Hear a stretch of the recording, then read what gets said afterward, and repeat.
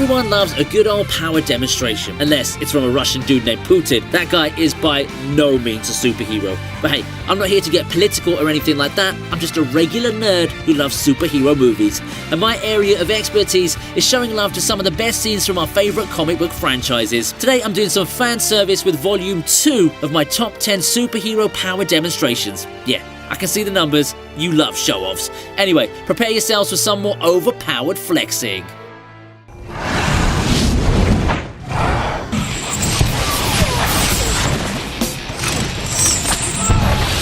It was really hard for me not to include Hollywood's favourite madman in Volume 1, so it's only fair that I kick things off with Nicolas Cage as the freaking Ghost Rider. The scene starts off with Carrigan's goons facing off against the fiery skeleton as they hold Nadia and Danny hostage. They land the first blow with their mega bazooka thingy, but of course, that wasn't going to do shit. Ghost Rider proceeds to whip their asses and swallow some bullets in a sequence that really shouldn't have been included in a PG-13 movie. I swear, it could have easily hit my top 3 if they showed the gory stuff. Anyway, the best part of this scene is when Ghost Rider takes control of a freaking excavator and lights it up just like his bike. Those visuals were just something else, and honestly speaking, the Skull Badass knew exactly what he was doing here by showing off his hellbound powers. Not that I'm complaining though, the scene was lit. Look into my eyes.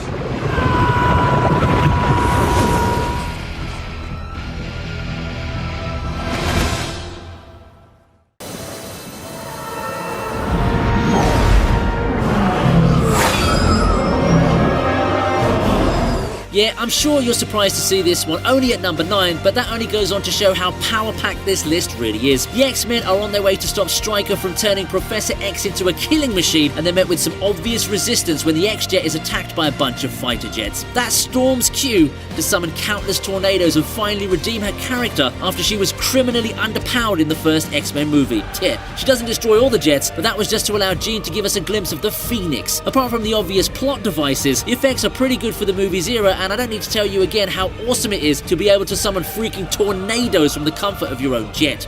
Of course though, I am a huge Halle Berry stan, so I guess you can call me biased. Everybody okay back there? No. I'm always angry.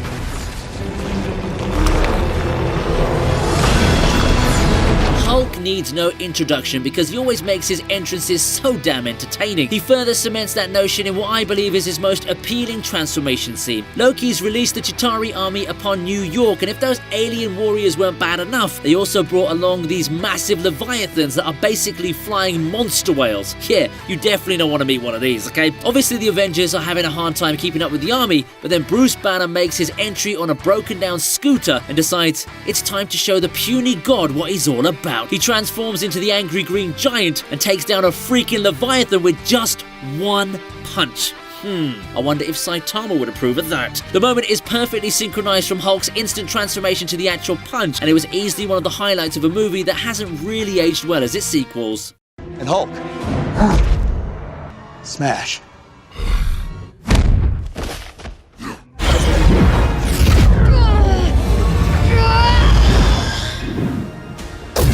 Okay, this scene was all about the flexing. After realizing how much Yon-Rogg was gaslighting her throughout her life, Carol Danvers reaches full potential after removing her power-suppressing implant and turns into the iconic Captain Marvel. Of course, when your source of energy is the freaking Tesseract, it's understandable why you want to show off a little, right? Carol does exactly that by casually ripping through Ronan's bomber ship like a piece of cake. The CGI on display was too damn good to ignore, and more importantly, the scene perfectly established the extent of Captain Marvel's powers. I mean, she could have killed Ronan too, but let's remember, he needed to fulfill his contract for the Guardians of the Galaxy movie, so she gotta play nice, right? We could have used that kind of sass in Infinity War, but hey, I don't write the scripts. Either way, that was one hell of a power demonstration.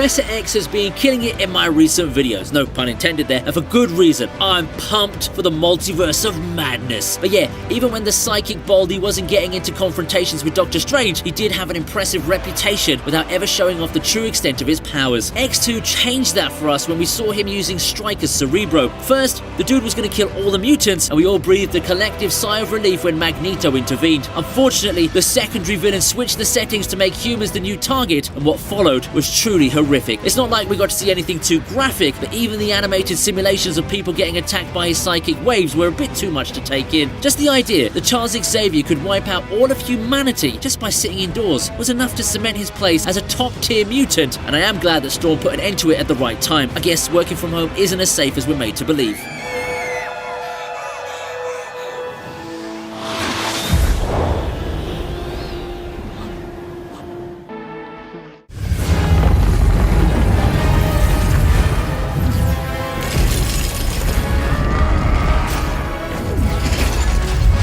There's just something about pairing Marvel's female superheroes with an Infinity Stone's power. It just takes them to another level. Wanda Maximoff already gave us a little flex in Infinity War when she held off Thanos and destroyed the Mind Stone at the same time. But even that comes nowhere close to how she totally owned the Mad Titan in their brief matchup during the final battle in Endgame. She doesn't even give him a chance with all the shit she pulls on him. She wrecks his armor with her red laser spells, and even his mighty sword can't get through to her. This was right after the Purple Giant took on Iron Man, Thor, and Captain America all at once. Of course, the villain had to play spoilt sport and used his explosives to get out of the situation, but even then, the Scarlet Witch easily won that encounter. She really did do justice to the saying, "Hell hath no fury like a woman scorned."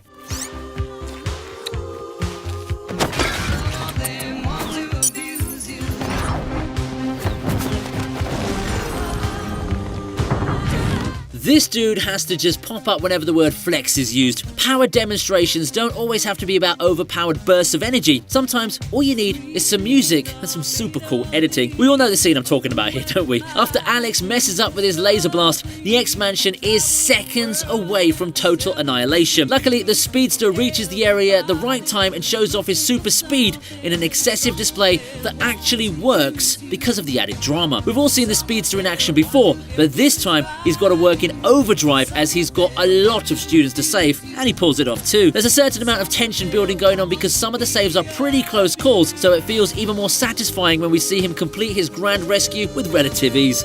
Well, maybe Alex would have had a different opinion, but I guess it's a fair trade for this superbly choreographed sequence. Pizza time.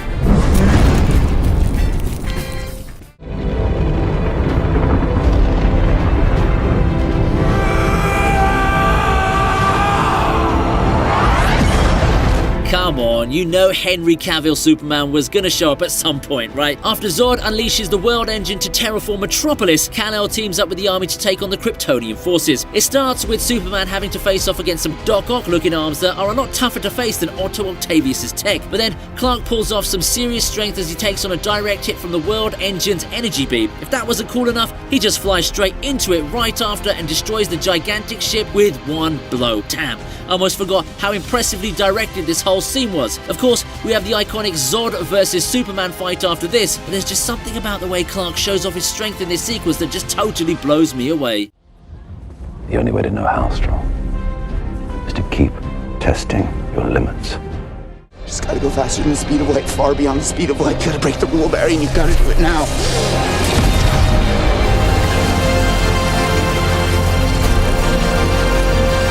Yep, Zack Snyder's Justice League was always going to top this list, wasn't it? Especially after we finally got to see how much better it was when compared to the abomination that was the 2017 theatrical cut. Of course, the movie had a lot of highlights, but the best inclusion for me was when Flash entered the Speed Force to reverse time and give Cyborg the charge he needed to stop the Unity from forming. Everything about this scene worked, and it was amazing to see Flash recover from his injury and then activate his unique blue spark to undo all the damage and give Victor the charge he needed to separate the Unity boxes with a little help from Superman. I totally loved how everything just regenerated as he ran, and this moment gave Flash the respect he needed because, honestly speaking, the 2017 version just showcased him as a little wuss. Anyway, here's hoping his solo outing doesn't get completely outshadowed by the multiverse of madness.